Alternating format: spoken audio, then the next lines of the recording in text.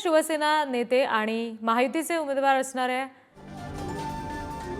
महाविकास आघाडीचे उमेदवार असणाऱ्या चंद्रकांत खैरे यांच्याकडून लोकसभा निवडणुकीत विजय मिळावा म्हणून आज दक्षिणामुखी मारुती मंदिर इथं यज्ञ केला जातोय। ही दृश्य सध्या आपण तिथे बघतोय।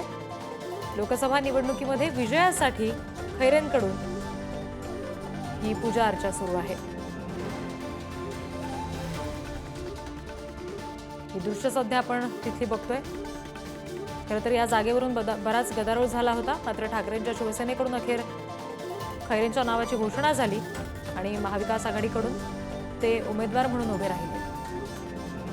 निवडणुकीच्या काळामध्ये अनेक वेळेस पूजा केलेली आहे इथे गुरुजींच्या माध्यमाद्वारे आणि म्हणजे मतदानाच्या आधीसुद्धा, मतदानाच्या नंतर काउंटिंगच्या आधीसुद्धा आणि काउंटिंगच्या नंतर विजयी झाल्यानंतर सुद्धा अजून एक हवन आणि एक पूजा अजून बाकी आहे, ती पण आम्ही करणार आहोत।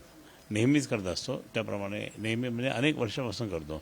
माझ्यासाठीच नाही, बाकीच्या इतरांसाठी सुद्धा, पक्षासाठी, उद्धव साहेबांसाठी आणि जे काही संकट आहे ते संकट दूर करण्यासाठी आम्ही करतो आहे।